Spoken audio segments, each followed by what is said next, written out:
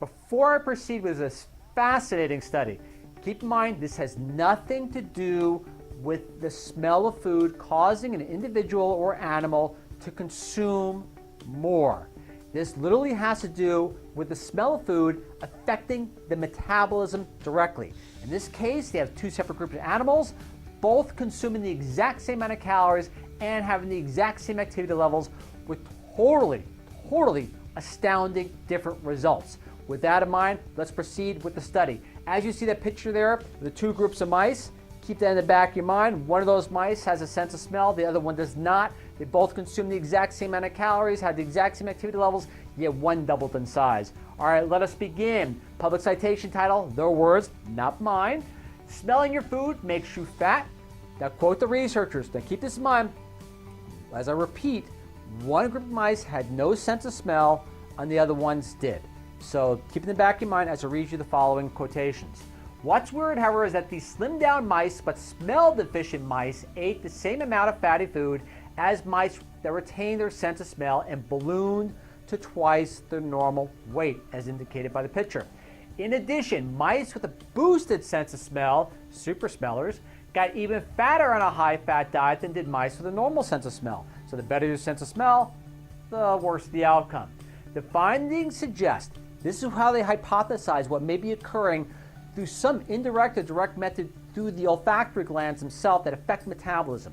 The findings suggest that the odor of what we eat may play an important role in how the body deals with calories. If you can't smell your food, you burn it rather than store it. Incredible, possible finding if that translates over to humans. I'm going to post a couple of charts at the end of the video, about 5 seconds apiece, so you can pause it if you like. Since we have more of a data-oriented audience, you may be able to appreciate those towards the end. All right, now let's move this picture. All right, you see the picture? That's a little larger. Let's hope the mice doesn't turn you off, so to say. But however, though, one of those mice has their sense of smell intact, not touched.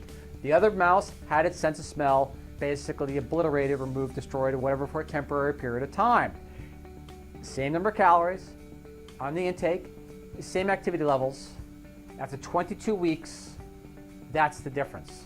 Now, numerically, it's even more astounding. So with that in mind, let's go right into study parameters as to what they did. Citation title above, as you see. Funding, also there. No conflicts of interest can be spotted. Study participants, obviously animals, even though you could probably easily move this to, well, it'd be kind of tough to do to an RCT study, but easily move it to a human trial of some sort. Study length, I'm only looking at the 22 weeks, and that's the time that they were consuming the high-fat diet. So it extended a little further out. That's when they raised the mice, so on and so forth, like 6 weeks prior. But we're going to focus on the 22 weeks at hand. All right, randomized to 2 separate groups. This is a brief review of the methods and results. It's not as detailed as I like, but I want to keep this video as short as possible. And there's so many more discoveries in regard to this research that ask so many more amazing questions than actually answer. It's just unbelievable what you can find in the depth of this particular paper.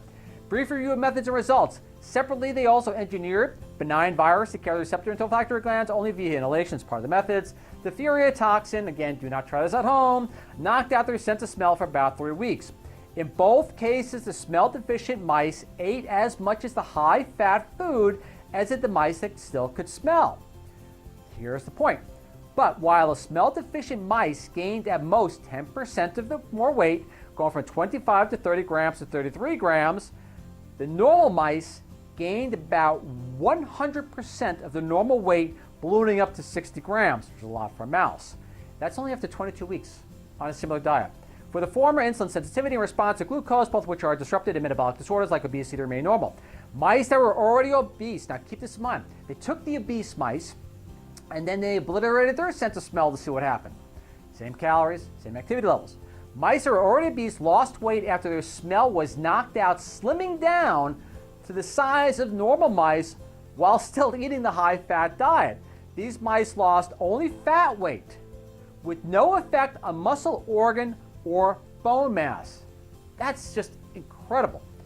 The UC Berkeley researchers then teamed up with colleagues in Germany who have a strain of mice that are what's called super smellers with more acute olfactory nerves, and discovered that they gain more weight on a standard diet than the normal mice. So basically, the better your sense of smell. In this case, in this regard, this animal model, the tougher things come in regard to weight gain or weight loss. But let's proceed to possibly why this may be the case, this hypothesis. And again, the research or the full publication of this trial has amazing questions which arose from it, because there's so many discoveries now that are going, why this happened, why that happened. But in the possible hypothesis, this is why the researchers think that reducing the sense of smell increases metabolism. The smell-deficient mice rapidly burned calories by upregulating the sympathetic nervous system, which is known to increase fat burning.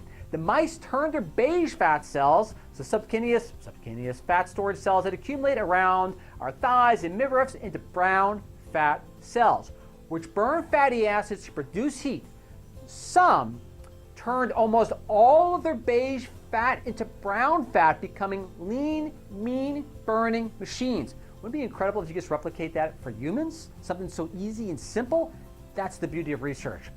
So in these mice, white fat cells, the storage cells that cluster around our internal organs and are associated with poor health outcomes, also shrank in size. Now, the possible future protocols for humans, which in this case could be many, but the ones the researchers were focusing on particularly were as follows.